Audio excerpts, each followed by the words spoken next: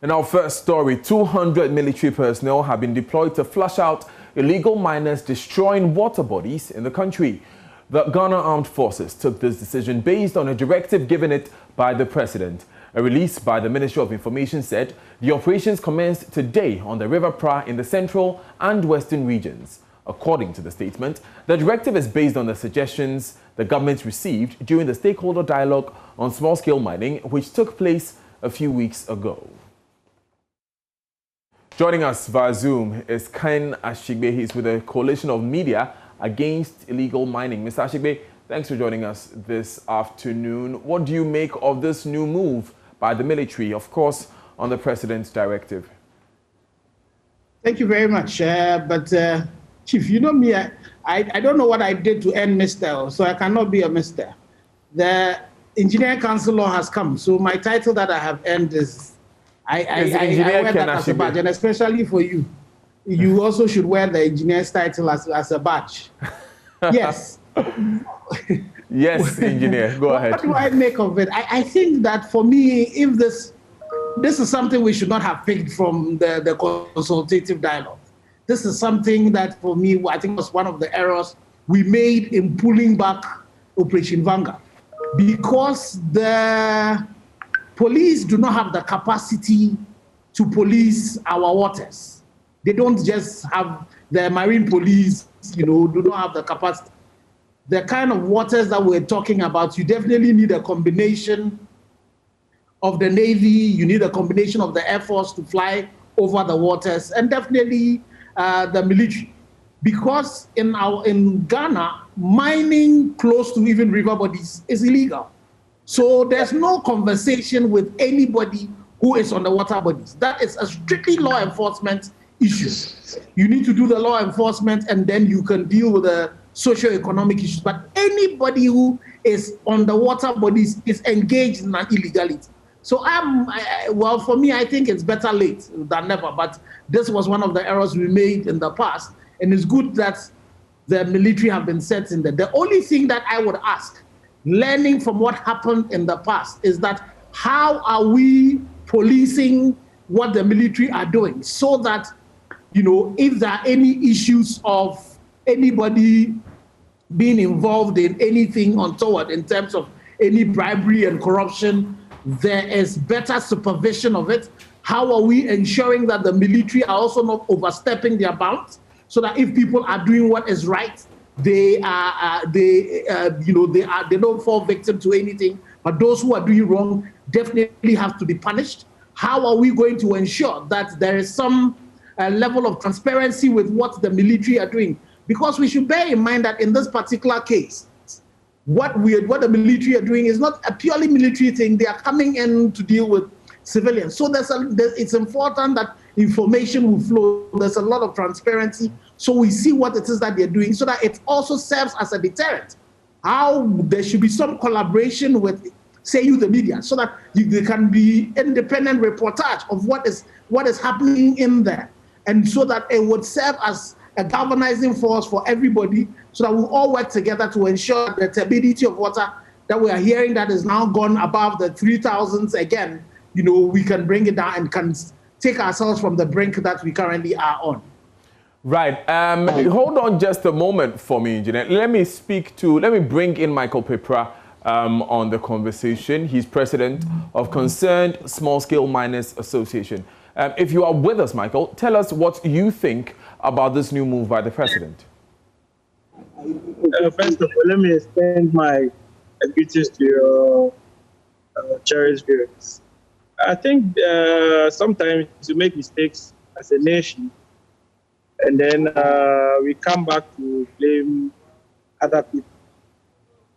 Using the military approach, we all know, has not yielded the results. And in so doing, we can't do the same thing every day and expect different results. So I don't see this approach as something that will bring the needed results we are expecting. Interesting. So Ken, here we have Michael on the other side telling us that this approach of bringing in the military may not even be effective because, quite frankly, it does not produce any results. You, on the other hand, were earlier calling for a more coordinated cross-force, multi-sectoral approach within the military itself. What do you make of Michael's comments? Well, I think that we need to be clear what exactly the military are supposed to do. If I saw the statement, if I was right about the statement, the military have been brought in to police the water bodies, if that's correct. And then also definitely the military move is just one of the various things that are going to be done so far as this particular move to sanitize our mining is concerned. It is very important to state that anybody who is mining on any water body as we speak today is engaged in an illegality. And in any situation, if you want to deal with anything that is wrong, law enforcement would have to come in.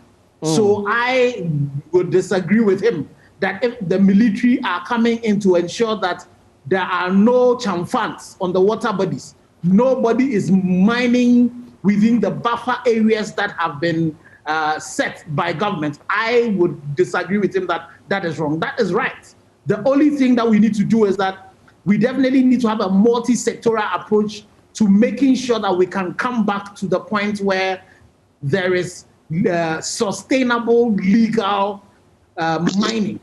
And so you see, I've heard the government talk about the fact that they had given a 7-day notice to stop all prospecting within forest reserve. So that's one of the things that is being done. We've had the consultation that have taken place. There are other things that would have to go with this. Bear in mind that even at some point, the Small Scale Mining Association themselves had a team that did a yeoman's job in making sure that they were clearing those who were mining on water bodies. So I think, so far as I'm concerned, it is non-negotiable that when it comes to those who are mining on water bodies, and we should be clear about that, there should be no conversation about that. They should stop. Right. They should be taken out of that so that we can have conversations about how do we ensure that small-scale mining can happen in a sustainable manner, that the Ghanaian can mine and then be able to reclaim the land and be able to process and be able to benefit out of the gold that is in the soil. But I completely disagree with him when it comes to the fact that we need to deal with those who are on the water bodies who are engaged in this illegality. So the points that Ken is making, Mike, is captured in this first paragraph of the statement, which I'll read to you now. It says that the President of the Republic, Nana Addo Dankwa Akufo-Addo, has authorized the Ghana Armed Forces to commence an operation to remove all persons and logistics involved in mining from Ghana's water bodies. These persons are perpetuating an illegality. The President wants to enforce the law. Why do you say it's the wrong approach? Can you hear me? Yes, we can. What I'm saying is just when we understand the problem, that is when we can get a solution to the problem. It is a good approach to make sure that we deploy the military to try and clear this miscreant on our water bodies. But then, trust me, let's be candid here. These Ghanaians who are on our water bodies destroying it almost every day, they contribute, let's say, 5% on the water pollution. If you really want to tackle it head on, it's better we ban Chinese mining in this country. The Chinese are those ones who are destroying our water bodies. And it's something that we don't want to really, put our minds to. Because it's true, people are on our water bodies every day using this champagne to, trying to, mine gold on our various water bodies. That one, it is certified, we all know. But then the pollution comes with these Chinese who have brought in heavy machineries, and they are the ones polluting our water bodies. These people contribute, let's say, the Ghanaians who are on the water bodies contribute, let's say, 5%. So in so doing, why don't we implement a ban on all Chinese mining in this country? Because I don't see anywhere in the constitution that allows Chinese to be mining in this country. And these are the people who directly wash their tailings into these water bodies. So we need to find solutions to the problem, because the approach is not only on people who are always on the water bodies, destroying the water bodies. What about other people who are washing their tailings into the water bodies? These are the people who are destroying the rivers in the last day. Okay, so if I'm to understand you well, the point you're making is that we should police the people who mine on water bodies as well. That is what I'm saying. But in so doing, if you want to get the needed results, then we need to ban the Chinese mining in this country. Right. But all the same, you would agree that this is not the only move government has made. In fact, this is the second move we are seeing from government. Like Ken mentioned earlier, the Land and Natural Resources Minister put out a statement last week, giving those who are mining in forest reserves 7 days to pack out. This is the second move. The military is moving in on water body specific. What makes you think that beyond this, there will not be another move to crack down specifically on all foreign nationals who are involved in small-scale mining, which we know to be illegal? Then we have to wait and see the new directive that will come. But then, as a matter of fact, using the military approach, let's say, is needed. But then at the end of the day, I don't know the duration they are going to be there in policing our water bodies, because most of the times their operations are done in the morning. During the night, there is no operations of that sort. So in so doing, if we really want to, get the needed results, that means they need to add night operations to as well. That is the only way that we can as well achieve whatever we are praying for. Let me quickly go back to Ken before we wrap up the conversation. Now, Engineer, Michael does make a point saying that this cannot be the only thing we can do to flush out Galamsey, and that we must take a closer look at the foreign nationals involved. I'm speaking in context of the Aisha Wang situation, which you were very vocal about during this government's last administration. What is the expectation of your coalition when it comes to the involvement of foreign nationals in illegal mining and small-scale mining generally? Yes, so thank you very much. But Daniel, you see, one of the things that as the media, I'm urging all of us to do is that when it comes to this, we should say it's our coalition. In this particular fight, as journalists, it has to be advocacy, journalism that we take into this particular one and say that we're taking a position to say Ghana is more important for us. And another thing, I think that, yes, it's good to talk about foreigners, but we need to call the Chinese out. That predominantly the Chinese are, the significant factor in the degradation. And I think Michael makes a good point, that the fact that, yes, it's important to do the water police, the military on the water bodies, and we should ask the questions whether the night vision goggles, that the accoutrements that the military wanted to be able to work at night have been provided for them, so that they are not on the water bodies only during the day, but they are also in there at night. So that question has to be asked. And you also bring about one of the reasons why we failed and why we are where we are today. The fact that, typically when Aisha won the Nolly Prosequa that was filed, and we issued a petition to the Attorney General, and, she did not respond to that. And so we need to also see from the government that they are actually dealing with the threat of foreigners, but especially Chinese people, who are the reason for the EU now telling us that Ghana, very soon, Ghana's cocoa and Cote d'Ivoire's cocoa might be banned. But now we have seen the Chinese exporting cocoa to Belgium, and they are selling at premium than what we get. So it is important to tackle that head on. And it's going to be very important for the government to be very holistic in their dealing with this. So we've seen what has happened with, the prospecting, and it will be good for the journalists to be able to go back and ensure that 7 days notice that have been given, what is happening. People like Heritage Imperial, have they actually left the forest that they were there mining but not prospecting? All the other places, what is happening in there? We need to ensure that various Chinese people, foreigners who are being arrested, what is happening to them? Are the prosecutions being done? Are they punished according to the Minerals and Mining Law as has been amended with severe punishment? Are all of those things being done? the MMIP, the mining multi-sectorial mining integrated project, that particular document, can we go back to it and look at it? Even the coalition, the interministerial committee overlapped its purpose, but there were some things that they came up with. How have we implemented all of that? So we need to put all of these together to make sure that these are happening. But I would urge people like Michael and all of that to also to say that when we might have other solutions to it, but when they are part of the solutions, let's support those ones and also add, the other parts that we want. So I hope that the government will be listening to people like Michael and his team to take suggestions from them so that together we will be able to nip this in the bud. We should realize that where we are as a country now, we are definitely at a point of inflection that we might be going down a slope that we cannot recover from.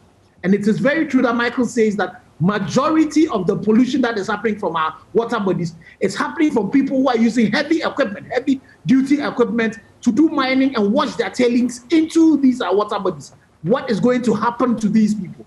Right. How do we ensure that we can pull those people back and so that we can start cleaning up our water? Thank you so much, Engineer Ken Ashigbe, for joining us. We'll also say a big thank you to Michael Pepra. He heads the Association of Concerned Small-Scale Miners. Let's turn our attention from illegal mining and the over 1,000 housing units at the Saglemi housing project, which were abandoned for more than 5 years, will continue to lie fallow a while longer. Housing Minister Francis Asensubuache explains government has requested another review of the amount of work done so far and what needs to be done to complete the project.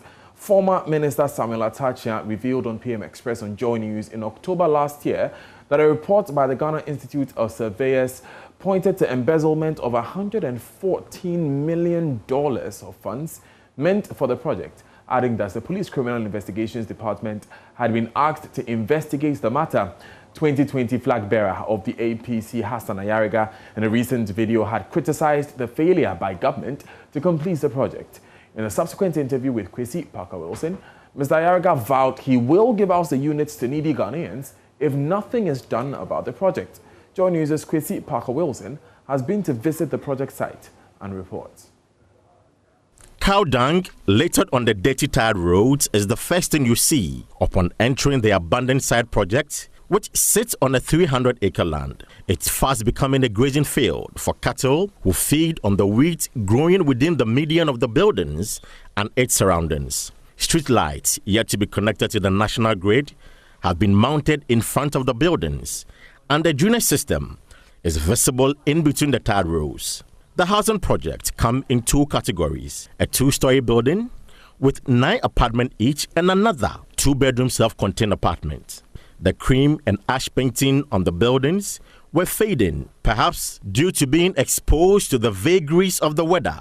Now, let's quickly take a scan and go through some of the houses or the rooms to understand what you have there. I'm talking about the apartment. So, first of all, of course, you see the 2-story building, as I mentioned. Now, if you look at my right, for example, this is where it was expected that it would have the meters. And so each room or each apartment would be connected to a meter, which is going to give them electricity as well. Now, to my immediate left is one of the apartment. And so I walk in, the doors are firmly fixed doors. Of course, you could see that there is a security door because you could see from the inside who is knocking at your door.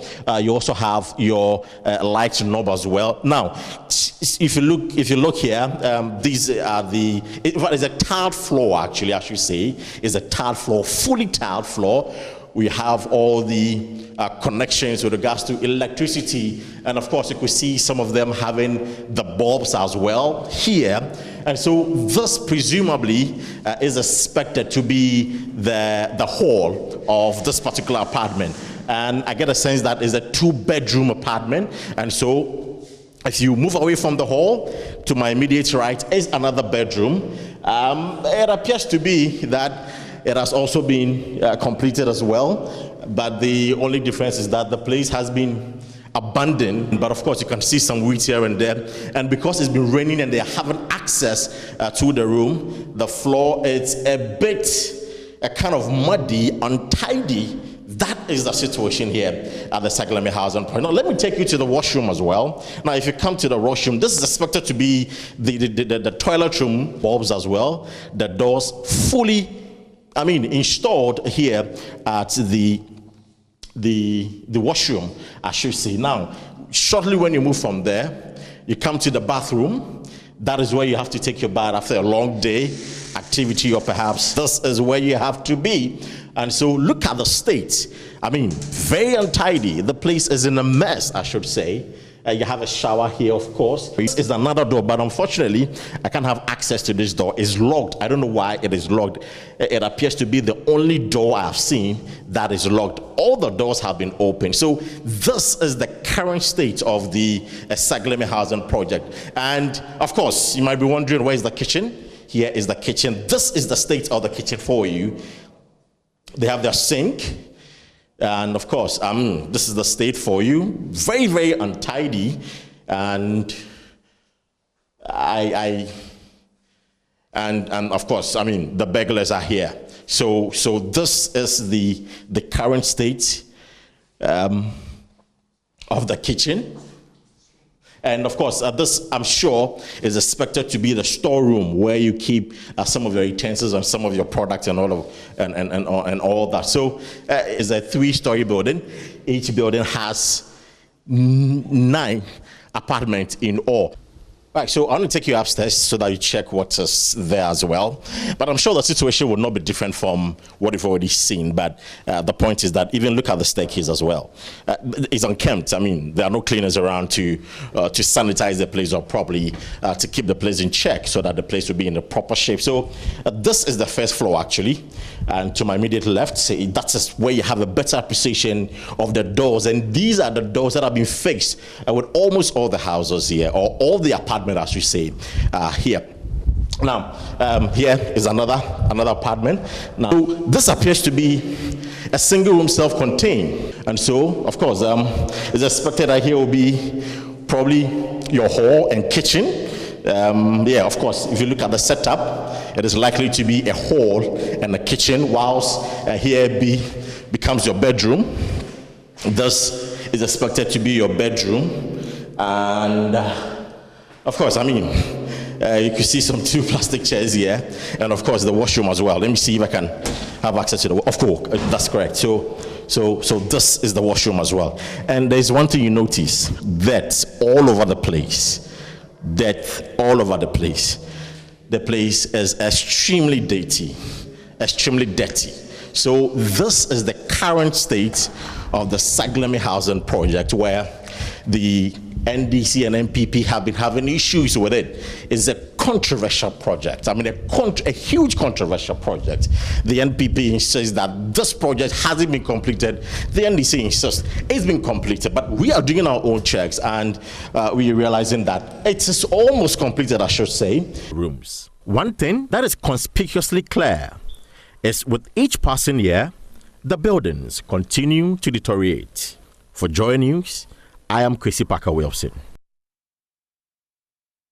Now, the Housing Minister, Francis Asenso-Boakye, however, says government has requested another validation as the previous work done by the Ghana Institution of Surveyors needs to be updated.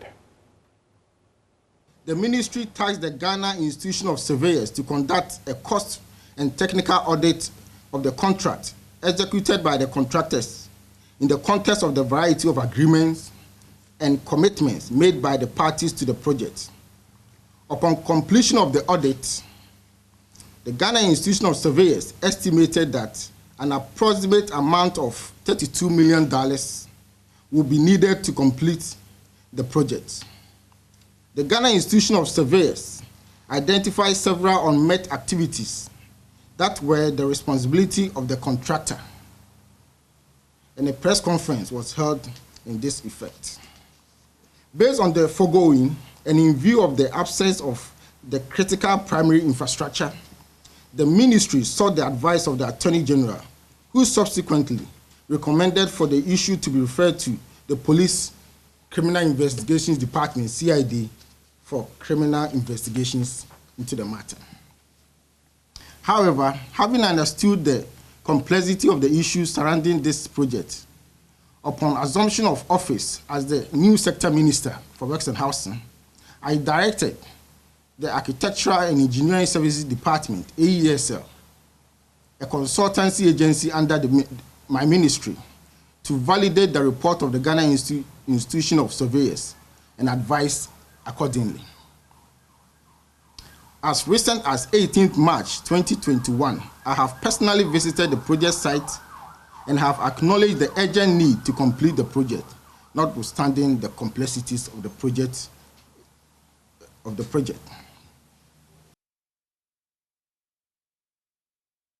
Now, he criticized Mr. Ayariga for publishing the video, criticizing government, saying he did not do it for the love of the country. The ministry believes that if the aim of the video was altruistic, as the voice-over narrator attempts to communicate, the thrust of the message would have gone beyond the appeal to populism from what is clearly a superficial dab at the challenges confronting the Saglemi project. For the record, the government of His Excellency, the President, Nana Addo Dankwa Akufo-Addo, upon assumption of office in January 2017, has recognized the urgent need for the rapid resolution of these challenges, thorny as they may be, in order for these properties that have been developed at great cost to the state to be completed and made available to the citizenry.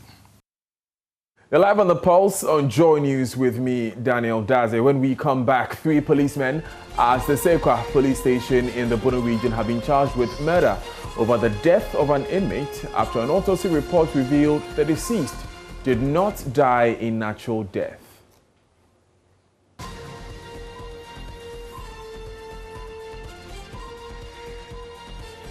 More details of this incident after this.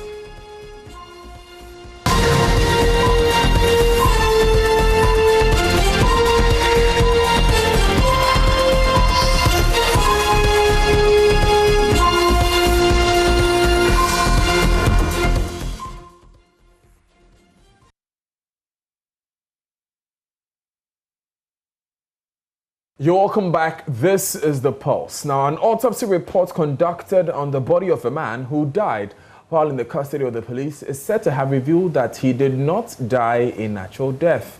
3 policemen stationed at the Sekwa police station in the Bono region have been charged with murder over the death. They have been remanded into police custody to reappear on 11th May 2021. There's more in the following report. The 3 officers are alleged to have tortured 48-year-old Abu Nepa, leading to his death. Police prosecutor, Superintendent Joseph Apalu, said an autopsy conducted on the body of the deceased gave the cause of death as chest injury and blunt trauma to the chest. He said the pathologist concluded that the manner of Abu Nepa's death is unnatural. The fact of the case is, on Friday, 16th April 2021 at about 6 p.m., Abu Nepa, now deceased, was arrested and sent to the Sekwa police station by Emmanuel Ofori, the bank manager, and the 2 security guards for damages caused the rear windscreen of his Toyota Highlander. The suspect allegedly resisted and was subjected to beatings before he was handed to the police. He was allegedly beaten and handcuffed to a pillar at the station where he continued to resist. The station officer, Chief Inspector Eric Aforo, allegedly directed he stay there overnight. On Saturday, April 17, 2021, the station officer noticed that the suspect had defecated on himself and littered the premises with human excreta and instructed General Constable Ebenezer Kufu and General Corporal Williams Akusong to release the suspect to clean the place. But on the same day, around 12 p.m., the suspect collapsed and the officers rushed him to the Sekwa Health Center for treatment, but he was pronounced clinically dead on arrival by the staff on duty. Inspector Eric Aforo, on the same day, took the body and led the other 2 officers to bury it at the Sekwa Public Cemetery. The 3 police officers on Sunday, April 18, 2021, realizing that they had breached procedure and sensing danger, exhumed the body and deposited it at Best Care Mortuary, Mantukwa, on the Brekum Sunyani Road. The case was transferred to the Regional Police CID in Sunyani on Wednesday, April 21, 2021, and the officers were subsequently interdicted on April 23. They have been charged with murder and are set to reappear in court on May 11, 2021.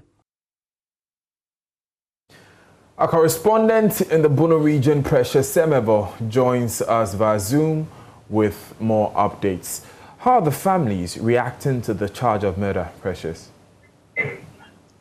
Yeah, so Daniel, if you can hear me, the family, yes, they are happy so far with the turn of events and the speed with which the police are running away with the case, leading to the remand after yesterday's court appearance. But they are saying that until justice is sought for their relative, the family would know no peace, because they believe that their relative did no harm, did not do anything to warrant the manner in which he died and what happened to him after he died. And they are hoping and praying on the IGP and the president to ensure that justice is given their relative. Now, let me also add that not too long ago, the permission has been granted the family after the autopsy to take the body from the Sunyani Regional Hospital. And as I speak, they are on their way to the cemetery to bury Abu Bukari Bahara for the second time after he died last week. Now, tell us about these officers who have been charged with murder. What more do we know about them? Well, apart from the fact that they are 7 police officers with the Ghana police stationed at the Sekwa police station, and with the station officer, Chief Superintendent Emmanuel Aforo, leading them at the Sekwa police station. And he, as the report indicated moments ago, kept on giving direction as to what to do when the suspect was brought to the station. And as we understand, or as it happened yesterday, they were arrested, they were processed for court, charged on 2 counts, and the court, presided over by His Lordship, Jojo Hagan, has given them 2 months to be in remand and then appear on the 11th. They appeared a bit sober yesterday, although they tried covering themselves from the lenses of the media men present. But Precious, can you hear me? Right, Precious, can you hear me? It seems we have lost Precious Semevo. He was telling us then about the demeanor of these officers who have been charged with the murder of a suspect in prison custody. Now, of course, what we are told is that he's said to have soiled his police cell with his own feces, after which some of these officers were asked to make sure he cleans the place. Soon after that, he was found dead. The visuals you're seeing currently are from Sekwa in the Bono region. The coffin there carries the body of Abu Nepa. It's being put in the ambulance, and he's been taken to the cemetery by his family members for a second burial.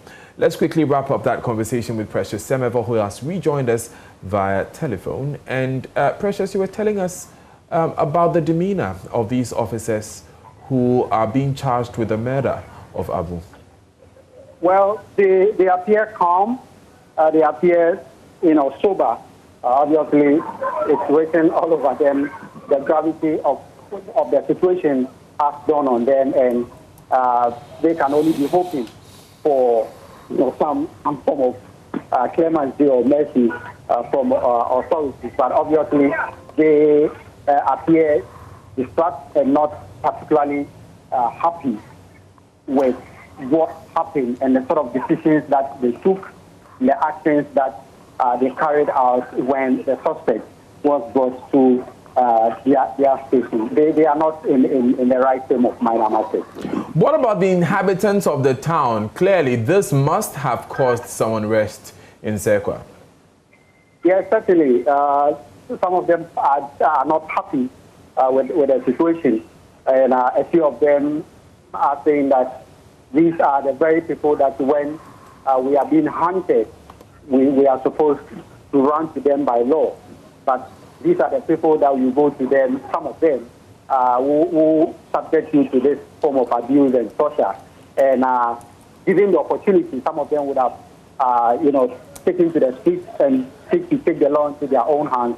But the police, despite the fact that some of the accused persons are their own men, ensured that law and order are prevailed in check and ensure that the other security men were sent to the area to patrol the town to ensure that there is law and order in the town. And I must say that the general populace in Sekwa, they've also, conducted themselves very well, despite the fact that they are not happy with the situation. Thanks, Precious, for bringing us those updates from Sekwa. Of course, we will be updating you on the ongoing court case involving these 3 police officers. Let's move to the OT region, where the Fulani community is calling on the office of the Second Lady, the Chief Justice, and the Inspector General of Police to intervene in ensuring justice for a young herdsman. The herdsman was killed at Guaman following a clash with Atakun residents Sunday morning in an apparent reprisal attack on a farmer. General Secretary of the Fulani chiefs in the area, Jallo Abdul Rahman, says, though the destruction of farmlands and food crops blamed on the herdsmen was unfortunate, it does not warrant the killing of a human being. He wants the matter thoroughly investigated and the perpetrators on both sides brought to book. Peter Senu has more. Call for justice from the herdsmen and the Fulani community in the Oti region follows the death of one of the herdsmen at the outskirts of Guaman community in the Jasikan district. The death follows earlier clash Sunday morning between residents at Atakrum and some herdsmen after an alleged attack on a farmer by some herdsmen. Jallo Abdul Rahman is the General Secretary to the Fulani chiefs. We want the police service to look into the case and bring justice. Because yesterday around 9 o'clock p.m. and then we were called from the house that some people came to attack our people in the bush. So when we went there to ask, they told us some men came to them in the Accra, telling them some animals came to destroy their crops. So our fathers, this is my brother, and the animals belongs to him. So he agreed to settle with them. So on their way going to the farm, and then they saw a crowd of people attacking them, people with guns and so on, beating them up. You can just see how he swollen, others with wounds. And they even shot one of us dead. So there, some people also came to our rescue, and then they bring us to police station. So all that we are demanding from the government is it should see into this case and bring justice. The Guaman community is dissociating itself and denying any involvement in the death of the herdsman in their environment. They allege that the death is very likely the result of the earlier clash Sunday at Atakrum because people have reportedly heard sporadic gunshots. Odikro Bequin speaks. We know that this death did not occur or as a result of anything that was done in this community. It didn't happen because the cattle actually are not resident here. They are resident in the neighborhood. I don't know. The early dawn, some people had sporadic gun shooting towards the Insuta side. So we are anticipating that that has caused that whole problem. It is on this premise that the Fulani community is calling on the office of the Second Lady, the Chief Justice, and the IGP to demand justice for their slain colleague. Jallo admits the destruction caused to farmland and crops was unfortunate, but does not merit the killing of one of them. And it is very unfortunate because each and everyone eats from what he suffered for. That is right. We know it is a fact. But it is not that to that extent. And I can say that is not a permanent place for the animals. We just went there to seek, because of the drought season, we just went to the chiefs to seek place for just 1 month. So when the 1 month was up, one of our animal broke. So we went to the chiefs to beg them to give us extra 2 weeks. And next Friday, this coming Friday, will be the 2 weeks. But we went there with our boys to even migrate the animals back because now it has rained, so there is enough grass at our place to go back to our place when we were attacked. They also argue that their contribution to the economy of Ghana cannot be underestimated, hence the need for justice on both sides for peace to prevail. They also say the chiefs are fully aware of their presence on their land and so do not understand the recent attacks. Peter Sanu for JoyNews. So our health now, and authorities in the Central East District have begun treatment of scabies in affected second cycle schools. Several students and communities in the district have been infected following an outbreak of the contagious disease which causes severe body itching.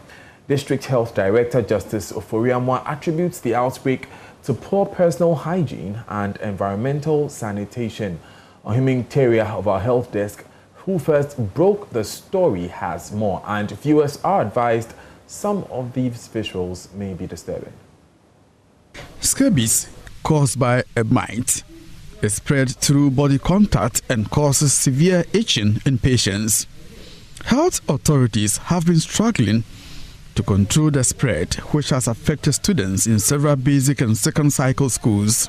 You can only know that you have scabies when you begin to itch. And the itching is around from the neck region down to your feet. You itch almost every part of the body. You know some of your mates who have it.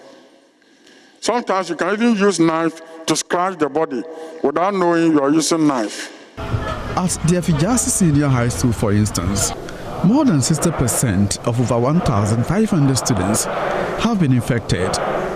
Officials at the District Education Directorate say the disease outbreak is affecting teaching and learning, as both teachers and students are affected. William Braco Ejapong is the Central East District Education Director. In the classroom, if scratching your body here and there, it becomes very difficult for you to concentrate on what the teacher is teaching. So yes, it has effect on the teaching and learning. We've given enough information, education, sensitization, so the students themselves are very much aware.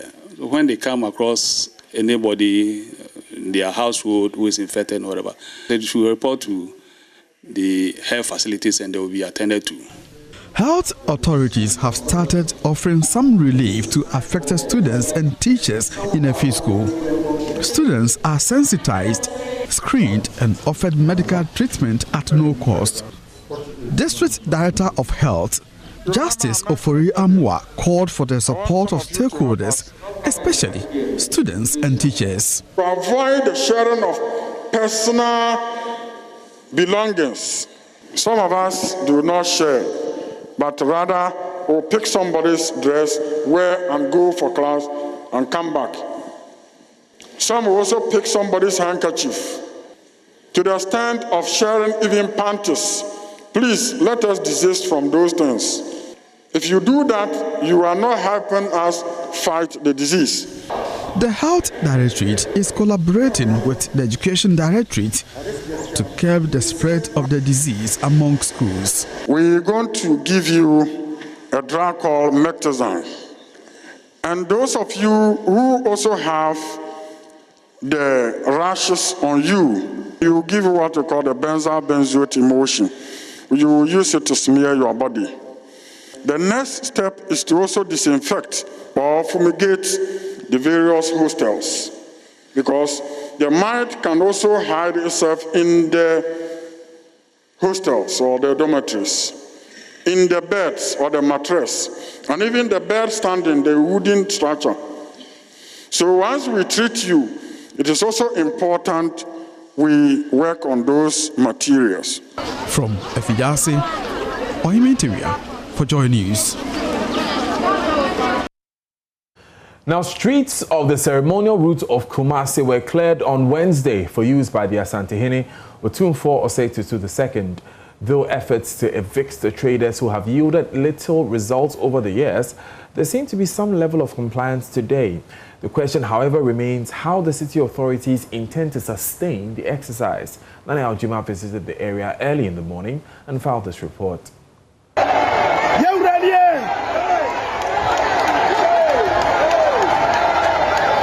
The Asantehene had a good ride on the ceremonial streets of Kumasi. On Sunday, the Asantehene requested that this area is cleared of these traders to allow him use the route to Adum, where he'll be performing some traditional rites for the 22nd anniversary since his installment onto the stool of Asante. Now, already we know that the city authorities, before the Asantehene's demand was made, had made a lot of effort to clear this area of these traders on the road. But the various efforts by these authorities didn't yield any positive results. But the authorities say they will use this opportunity that the Asantehene has afforded them to clear these traders off the streets. They want the traders to relocate to other designated markets, which are the satellite market, including the Fiakobi market and also the race course. But this morning, though, there are a lot of security personnel, including the military and task force from the Kumasi Metropolitan Assembly on the street, you see some of the traders still here. They are unable to hawk or take their go ahead with their activities because of the presence of these security men. I would want to engage them and find out their next line of action.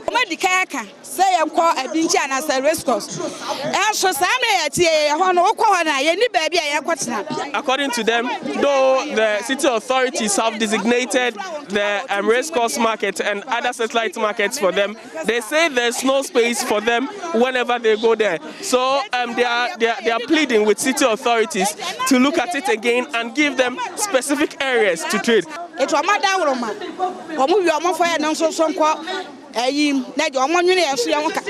School fees is something as if when you know. Yes, what they are pleading is that the Asantehene grants them a place or to trade after this anniversary. They understand that the Asantehene should be using this area because this is a route designated for his use. Yes, that's one baby me entena. Say the baby I am sick one my one who chama the home question on Facebook there Cassia qua and This woman here is suggesting that the city authorities will help complete the Crofro market, which is one of the satellite markets in Kumasi, so that they can move there instead of moving to race course, which they say is not conducive for trade. And also, there are a lot of people there who have taken over these markets.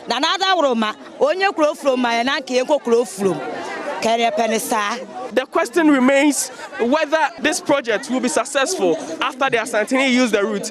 But what we are hearing from city authorities is that the Asantehene would like to use the route whenever he wants to visit the custodial house at Adum to perform specific rites. From Kumasi for JoyNews, Nane Aljuma reporting.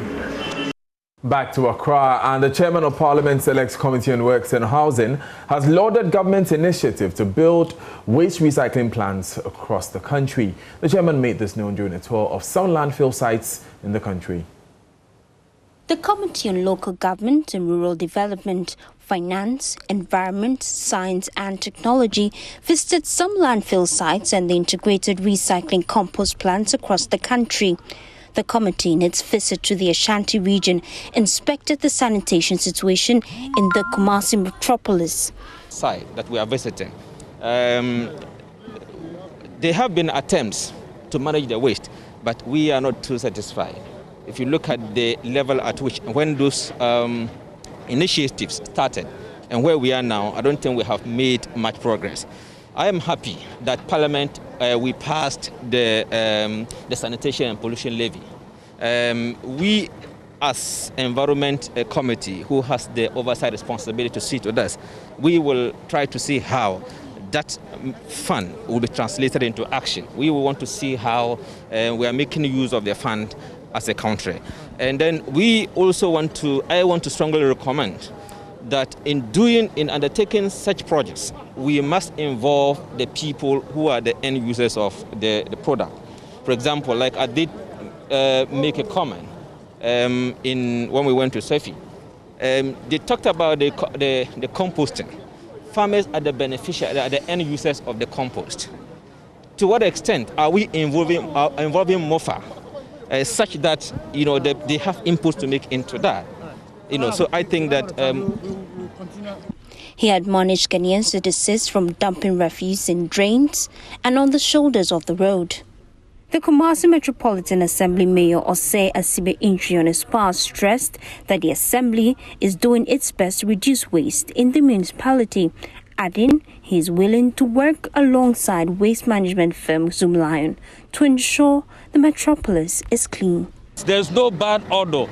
In fact, in 2017, as was said by one of the honorable member, a parliamentarian, when they visited this site, at that time, in fact, Kumasi, we were not having what you are seeing now.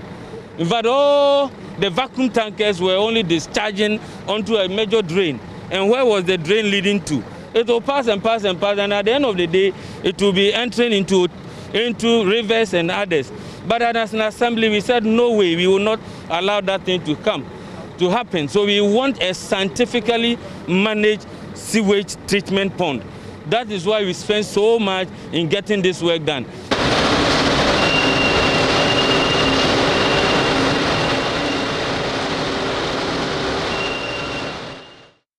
Still on sanitation, the Greater Accra Regional Minister Henry Korte has reiterated his quest to ensure that Accra works again, as he calls on corporate bodies and individuals to help achieve the aim.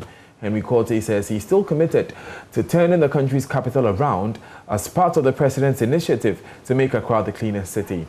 The minister emphasized this when Zoomlion Ghana donated 2 buses to the Regional Coordinating Council, RCC, to help his campaign.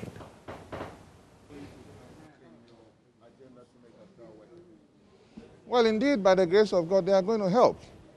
We will put them to good use. As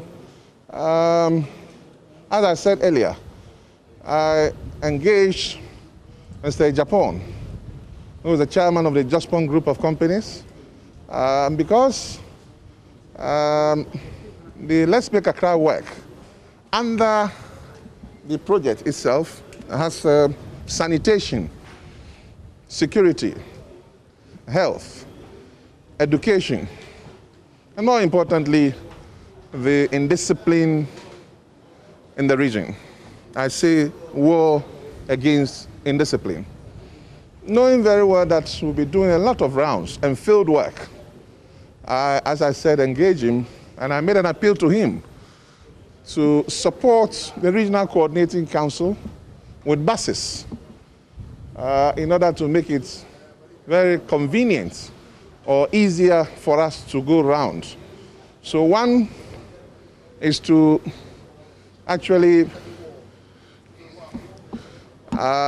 convey the media in one bus, and then RCC and its technical staff, including myself, will be in another bus. Indeed, when I spoke to him, he asked me to give him 1 week. And by the 4th day, he had delivered the vehicles here. We needed to go through, as you can see, some processes of branding it, putting sirens and all that in it. And today he is here to formally donate the vehicle to the RCC. We want to assure the management of Zoomlion that we will put these vehicles to good use and also use the same medium to appeal to Ghanaians who also may want to support this worthy cause, to contact the RCC and also... Now, the managing director for Zoomlion Ghana Limited, Gloria Ainti, also assured the minister of the company's unending support to ensure that the country is free from filth. The initiative, this program of making Accra work, our contribution is to donate these 2 buses to support this laudable initiative. So, on behalf of the executive of Zoomlion, this afternoon, we are donating these 2 buses, as you can see here, in support of the office of the regional minister and the regional coordinating council. We believe that Accra will work. And we also believe that Accra will eventually become the cleanest city in Africa. Thank you very much.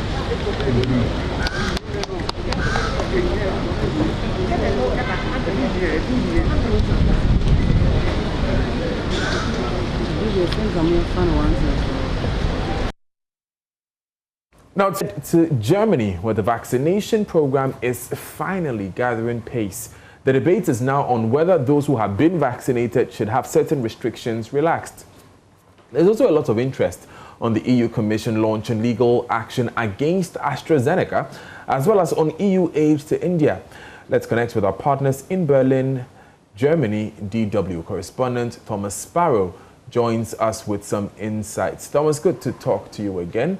India is particularly affected by the coronavirus, and EU countries, including Germany, have pledged to send aid. Could you give us more details on what exactly is being sent? German Chancellor Angela Merkel stressed earlier this week that Germany was urgently preparing a mission of support to India, focused in particular on providing medical equipment or oxygen. And the German Defense Ministry, for instance, reportedly said that it was assessing the possibility of providing mobile oxygen generators.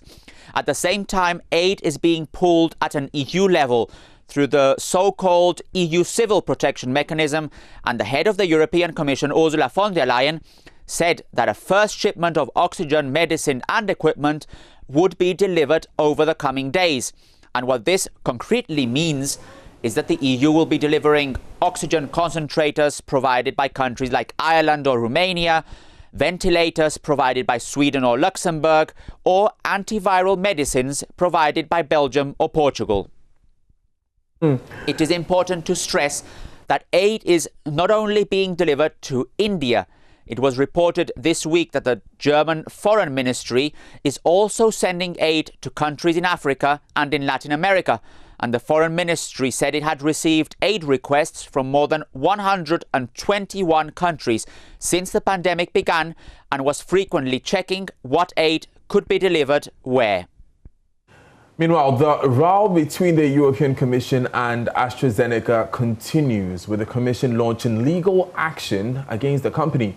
What exactly is the issue of contention? The European Commission said it had launched legal action against the UK-Swedish company AstraZeneca for breach of contract after a number of delays in supplying coronavirus vaccines to the EU.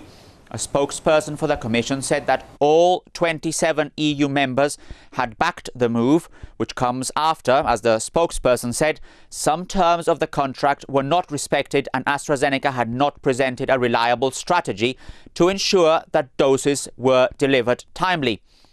It had previously been reported that some European countries, including Germany, had been initially reticent to sue AstraZeneca in particular because of concerns that the move might not speed up deliveries.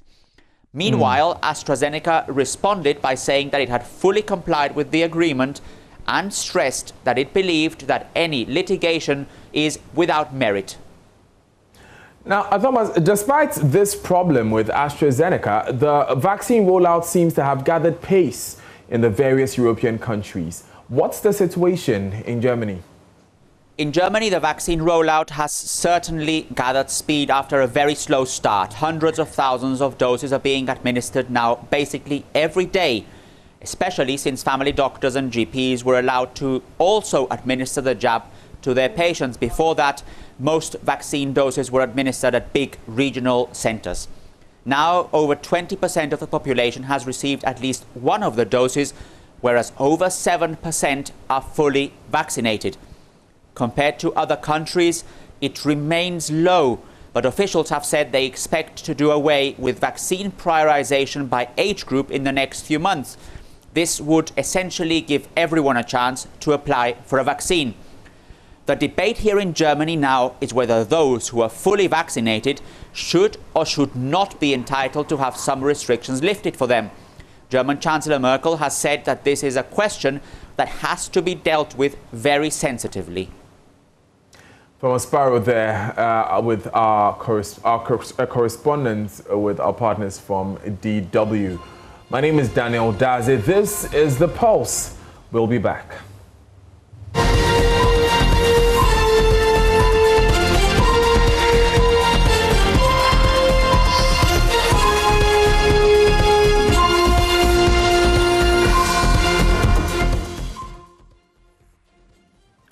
You're live on The Pulse. Now let's come home with the COVID situation. And Tobinco Pharmaceuticals is calling on Ghanaians to keep their environments clean in order to help in the complete elimination of malaria from the country. We will be looking at that in a few moments. But before that, we have 1,584 active COVID-19 cases in the country, 118 new cases, 92,464 positive tests carried out in the country.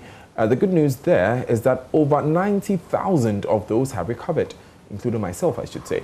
779 people have unfortunately passed away from the virus. Please stay safe out there. COVID is real. Let's go back to that Tobinco Pharmaceuticals story, because they're calling on Ghanaians to keep their environment clean in order to help in the complete elimination of malaria from the country. The company on their part has donated malaria drugs worth over 100,000 Ghana cedis to the Ghana Police Hospital. Judith Awachitando has more. The Ghana Police Hospital was originally built to service prison officers as well as their families for free. However, today the hospital does not only provide healthcare services to officers, but also to the public. Some who frequent the hospital, however, would also have to be treated and given drugs for free. This further burdens the hospital's pharmacy. Mamiya Tiwa Adodankwa is Commissioner of Police at the Director General Welfare. We take care of both police, our family member, that's our dependents, and anybody who decides to come to police also. Apart from that, whenever there's any accident or anything happening, most of the time the first point of call is the police. And of course, when the policemen attend to any accident scene, the very first point of call is the police officer. So at any point in time, there's the need for drugs and other medical consumables, because we take care of unknown people, people who are destitute, prisoners and other people who come and they don't really pay. So the police hospital is always and at every point in time in need of support. Malaria is usually one of the major causes of outpatient attendance in most hospitals, and the Ghana Police Hospital is one of them. Tobinco Pharmaceuticals therefore donated malaria drugs worth over 100,000 Ghana cedis in support of the hospital. In an interview with JoyNews, head of corporate affairs of the company, Albert Dumfo, explained the donation was also part of the company's bid to eradicate malaria. We want to collaborate with WHO to fight malaria and to bring malaria to its BRS or minimum level. Hence, yesterday was World Malaria Day, with the team reaching the zero malaria target, right? Yes, zero malaria target. And we believe that as a pharmaceutical giant and as a biggest pharmaceutical company in Ghana and West Africa, we hope that we need to collaborate. We need to also support this team to make it a reality. Marketing manager of the company, Abdullah Musa Sabon Kudi, is therefore calling on Ghanaians to do their part in completely eliminating malaria from the country by maintaining cleanliness in our environment. I am practically calling on all Ghanaians to first observe personal hygiene, try to do a lot of cleaning on their surroundings, from choke gutters to using treated mosquito nets, to working very, very hard on our environment. Relating to that, Tobinco is doing we are currently doing a lot of cleanup exercises in our neighborhood in Kotobabi. And this coming Thursday, we are going to do free medical screening, and we expect not less than 1,000 people that we are going to test, diagnose, and give them free treatment. Hospital officials expressed their gratitude to the company and promised the drugs will be used for the intended purpose. Judith Awachitando, JoyNews. Now, the Pentecost University says it has geared up its loins to raise more problem-solving leaders in the country. This will be achieved with the newly introduced Certificate in Leadership and Counseling course in its curriculum.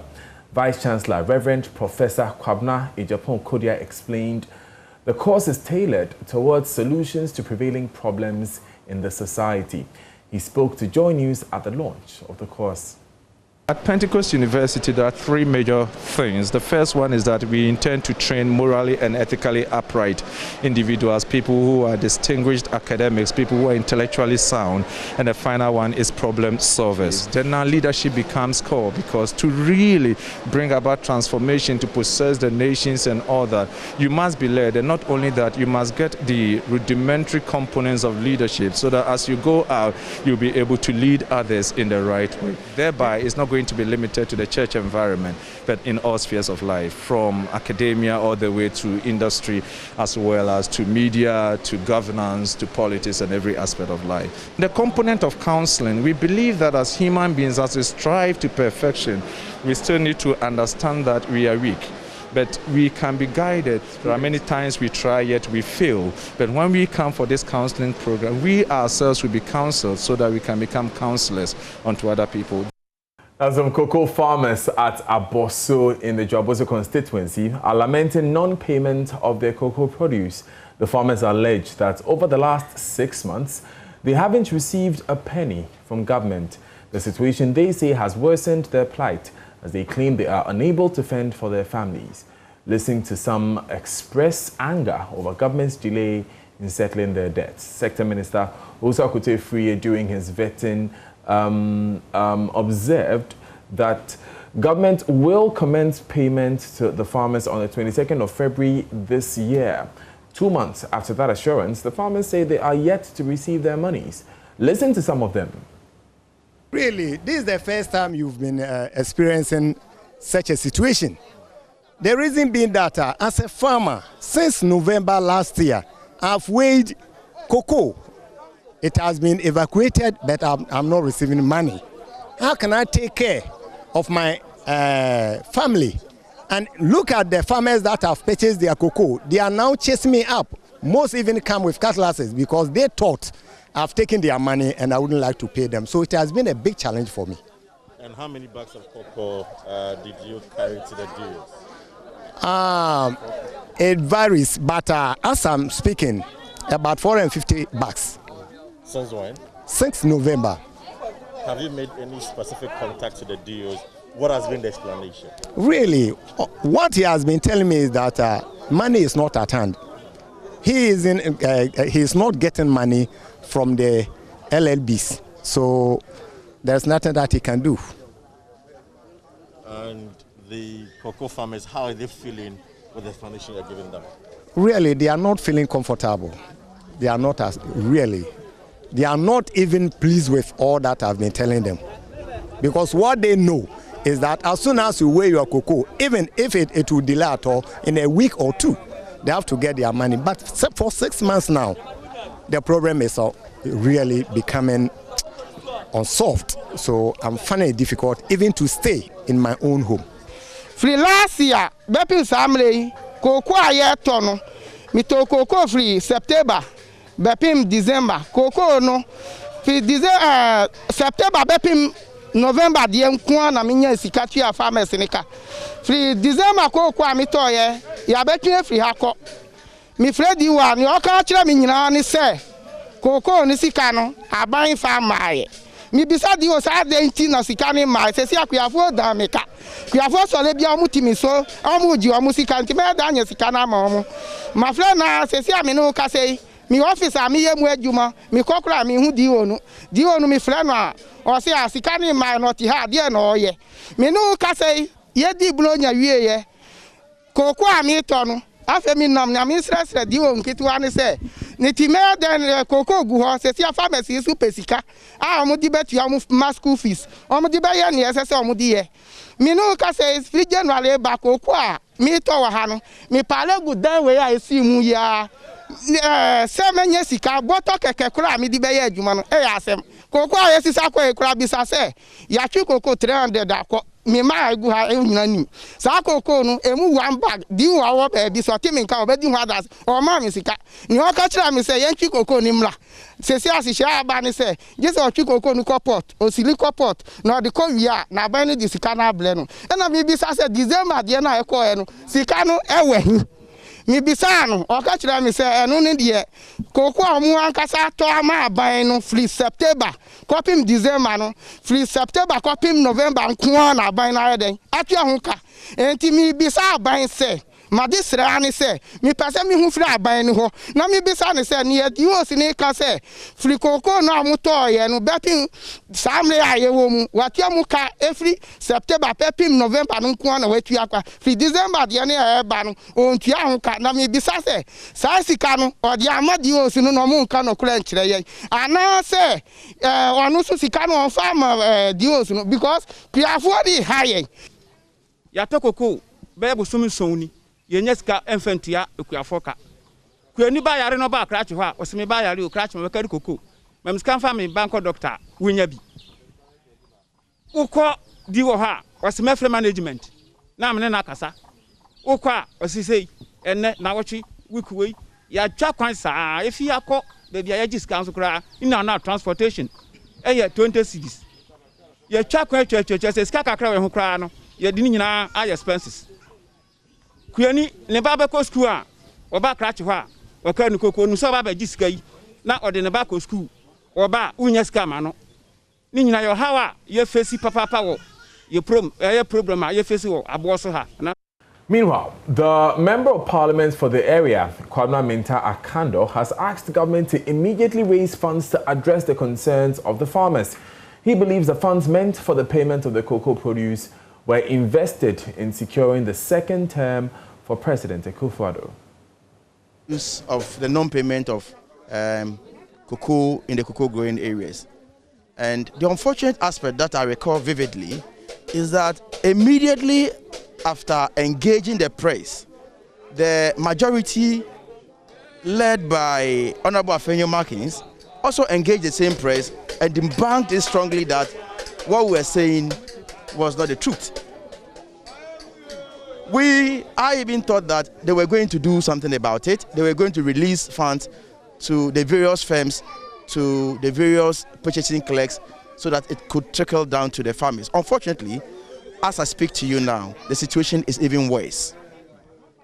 The issue is, every cocoa season, Cocoa Board or the government comes to Parliament for a loan. And the 2020-2021 cocoa season, Parliament approved about $1.3 billion for the purchase of cocoa beans. We have not ended the cocoa season. So why is it that we cannot get money to purchase cocoa beans? Is that the case that they have used that particular money for campaign? So the situation is getting worse. What is your suspicion? For me, I strongly believe that they have used the money for campaign, for the 2020 campaign. Because somebody cannot buy cocoa beans in November. And as of today, he's not been paid. Still on farming, the 2020 Volta Regional Best Coffee Farmer has indicated that he has become a laughing stock in his community because he returned from the award ceremony with no prizes. According to Timothy Gakpo, some people are still in doubt if he won the award since there's nothing to show 5 months after attending the National Best Farmers Award ceremony in Techiman. He therefore appealed to the top hierarchy of Cocoa Board to make available his prizes, which he believes would contribute to enhancing his productivity. Fred Kwame Asare has more. Timothy Gakpo was one of the leading cocoa producers in Kpeje in the West District of the Volta region. He, however, switched from cultivating cocoa to coffee after a new kind of the cash crop was introduced to him. He started on a small scale with 3 acres and later expanded the farm when he realized that it was lucrative. 2012, the Cocoa Board, they sent some extension officers to our area, and they come and introduce this new coffee to us, that he is the one in the system now. So everybody should try and plant it. So I think it's a good news. So I joined them and I started doing the coffee farming. I started with 3 acres. But how I see the improvement of the coffee, I decided to continue. So now I'm having 20 acres of coffee farm. He lamented that the non-regulating of the purchasing price of coffee is affecting their profit margin. Timothy implored Cocoa Board to dictate the purchasing price of the cash crop to prevent middlemen from cashing in on the situation. We want the government to give a price so that there will be a depot. Like how they sell cocoa, we also take our coffee to the depot, we sell it. So if you are doing the work, you know, at the end of the day, you can get something. No, because at times, some years, some people, the people they may not come. You will not see people to come and buy the coffee for you. So we have to keep it. He has devoted himself to the farm, which did not only earn him money, but honors among his colleagues. A team from the Ministry of Agriculture, after assessing his farm alongside others, adjudged him the 2020 Volta Regional Best Coffee Farmer. I was given a district a Best Coffee Farmer Award in 2016. From there, it was the last year that they gave me this one, the Regional Best Coffee Farmer. So we all went to Techima. So they promised us that as the place is far, some of us who are from far place, we should go to our regions so that they will bring our awards to the region for us. So since last year, November, up to the date as I'm talking to you, this is the only thing that I'm having.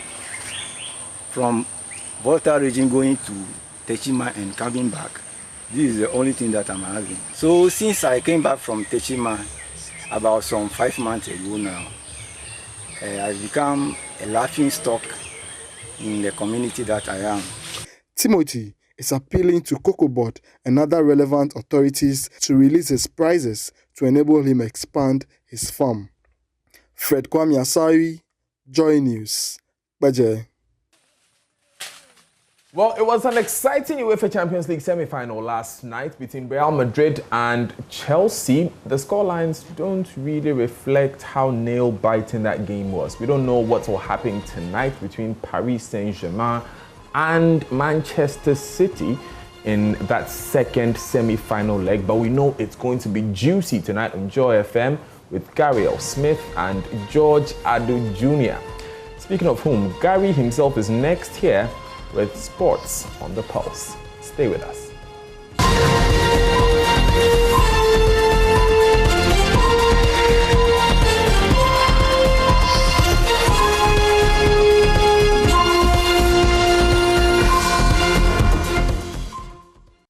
And we apologize, we were unable to bring you the sports bulletin on the pulse with Gary. He'll be here tomorrow with all the latest updates. But this is where we draw the curtains on this bulletin of joy, of the pulse, on Joy News. For more news, log on to myjoyonline.com. Yep, now the After Secretariat and travelers question efficacy of the COVID-19 tests at KIA. That's a big one. And the returned bribe, FDA sacks embattled Cynthia Dapa Nto for misconduct. There's also a Kufado direct armed forces to remove all persons logistics engaged in mining on water bodies. Our lead story for this bulletin. And Kisi Jabin's expertise not adequate enough to run the office of Special Prosecutor Edem Senanu. Says, and viral Saglemi video ministry has not shied away from outlining areas of projects and remedial actions. That's from the Housing Minister, Francis Asenso Boache. Also, 3 police officers, others involved in death and secret burial of suspect at Sekwa, charged and remanded. Also, a story we brought you in the bulletin. Get more details on myjoyonline.com. That's it from us. Up next is Let's Talk Showbiz, or LTS, here on The Pulse. My name is Daniel Daze. Thanks for joining us.